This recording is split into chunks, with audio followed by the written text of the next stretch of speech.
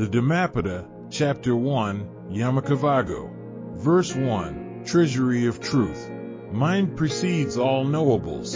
Mind's their chief, mind-made are they. If with a corrupted mind, one should either speak or act, dukkha follows caused by that, as does the wheel the ox's hoof. Explanation, Verse 1. While residing at the Jetavana Monastery in Savatthi, the Buddha spoke this verse with reference to Kakupala, a blind monk. On one occasion, monk Kakupala came to pay homage to the Buddha at the Jetavana Monastery. One night, while pacing up and down in meditation, the monk accidentally stepped on some insects. In the morning, some monks visiting the monk found the dead insects. They thought ill of the monk and reported the matter to the Buddha. The Buddha asked them whether they had seen the monk killing the insects. When they answered in the negative, the Buddha said, just as you had not seen him killing, so also he had not seen those living insects. Besides, as the monk had already attained arahatship, he could have no intention of killing, so he was innocent. All that we experience begins with thought. Our words and deeds spring from thought. If we speak or act with evil thoughts, unpleasant circumstances and experiences inevitably result. Wherever we go, we create bad circumstances because we carry bad thoughts. We cannot shake off this suffering as long as we are tied to our evil thoughts. This is very much like the wheel of a cart following the hoofs of the ox yoked to the cart. The cart wheel, along with the heavy load of the cart, keeps following the draft oxen. The animal is bound to this heavy load and cannot leave it. The first two verses in the Dhammapada reveal an important concept in Buddhism. When most religions hold it as an important part of their dogma that the world was created by a supernatural being called God, Buddhism teaches that all that we experience, the world as well as the self, is created by thought, or the cognitive process of sense perception and conception. This also proves that writers on Buddhism are mistaken in stating that the Buddha was silent concerning the beginning of the world. In the Rohitassa Sutta of the Ācāriya Nikaya, the Buddha states clearly that the world, the beginning of the world, the end of the world, and the way leading to the end of the world are all in this fathom-long body itself with its perceptions and conceptions.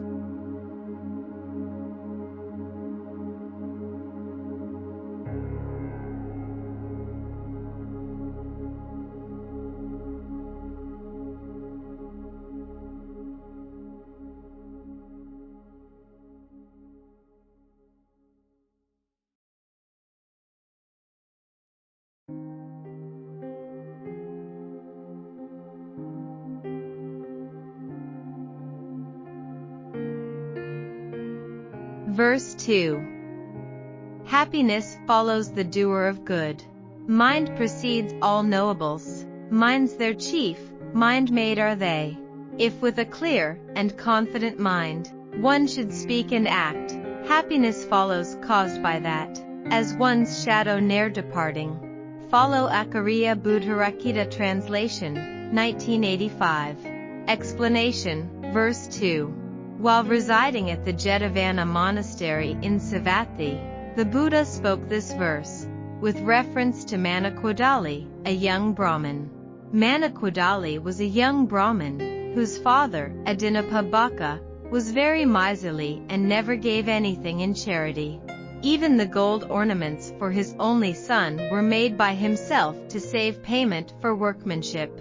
When his son fell ill, no physician was consulted until it was too late. When he realized that his son was dying, he had the youth carried outside onto the veranda, so that people coming to his house would not see his possessions.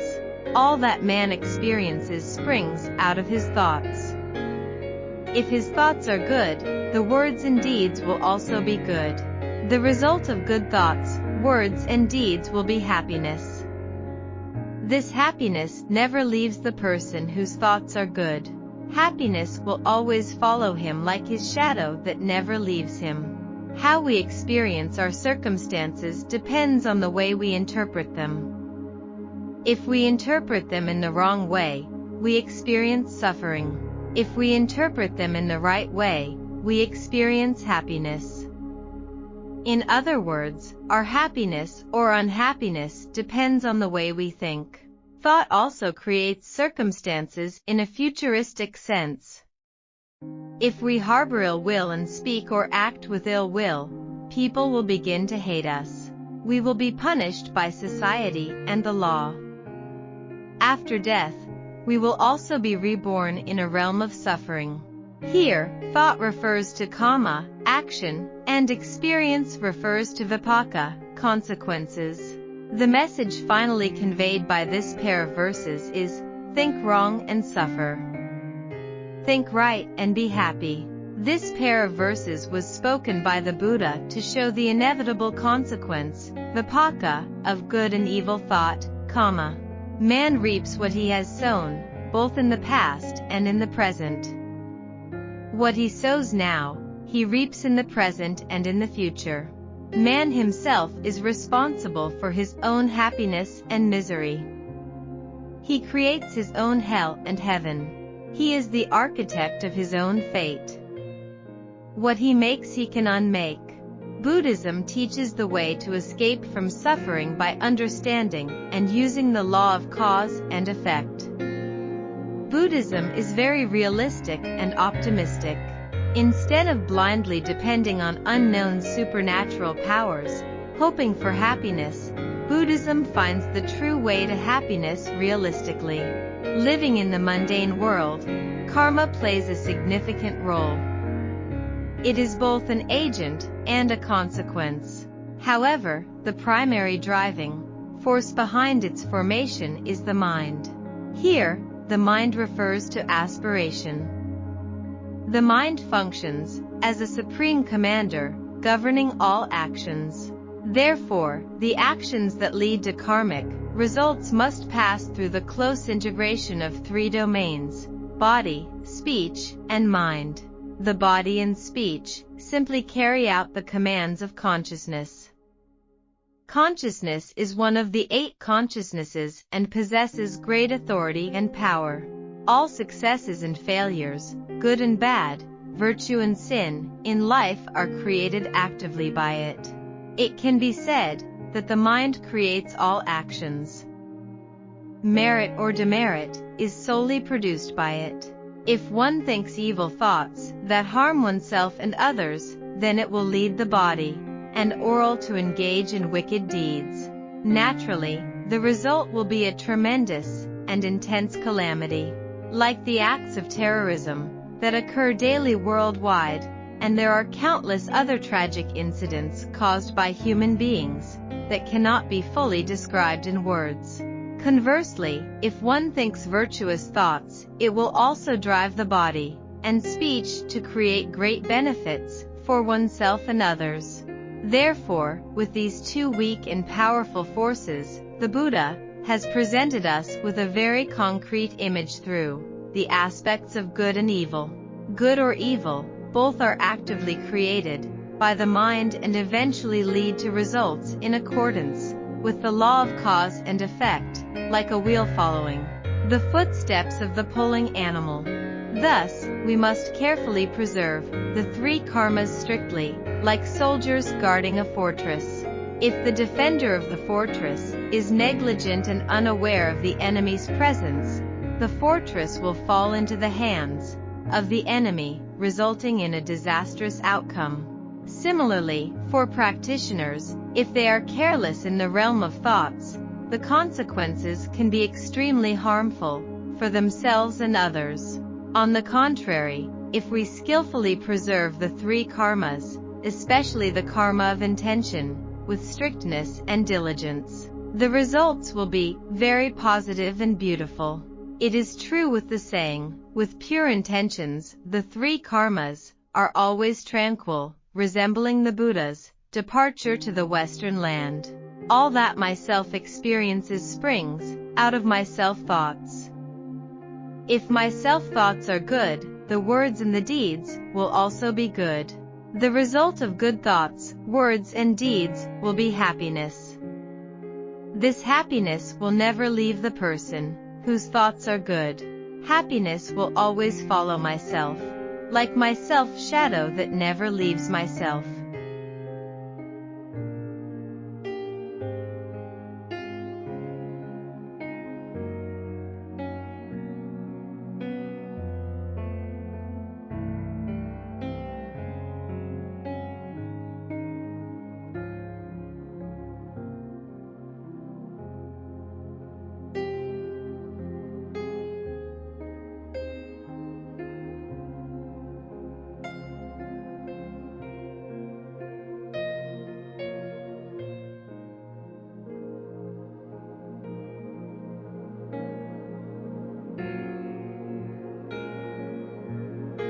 Kinh Pháp Cú, Phẩm 1, Phẩm Song Yếu, Kệ Tụng, Câu 1, Kho báu sự thật, tâm dẫn đầu mọi pháp, tâm chủ, tâm tạo tác. Nếu nói hay hành động, với tâm tư ô nhiễm, khổ não sẽ theo ta, như xe theo vật kéo. Chú giải, câu 1, trong khi cư trú tại tu viện Kỳ Viên, Jetavān, ở xá vệ, Savatthi, Đức Phật đã nói bài kệ này, về nhà sư mù Kakhupan. Có một lần, nhà sư Kakhupan đến đảnh lễ Đức Phật tại tu viện Kỳ Viên, Jetavān. Trong một đêm nhà sư đi thiền hành tại nơi này, nhà sư vô tình đạp phải một số côn trùng. Sáng ngày hôm sau, một số nhà sư đến thăm nhà sư Kakhupan, và các nhà sư này trông thấy các côn trùng đã bị đạp chết. Họ nghĩ không tốt về nhà sư Kakhupan, và họ báo sự việc đến Đức Phật. Đức Phật hỏi họ rằng, họ có nhìn thấy nhà sư Kakhupan giết chết côn trùng không? Khi họ trả lời là không, Đức Phật nói rằng, giống như các ông không nhìn thấy ông ta giết chết côn trùng, cũng như thế, ông Kakhupan vì bị mù nên ông đã không nhìn thấy nên đạp chết các con côn trùng. Bên cạnh đó, ông Kakhupan không còn ý muốn sát sanh, bởi vì ông ta đã đạt được quả A-la-hán, cho nên ông ta không có tội. Tất cả những gì chúng ta hiểu biết, kinh nghiệm bắt đầu bằng ý nghĩ.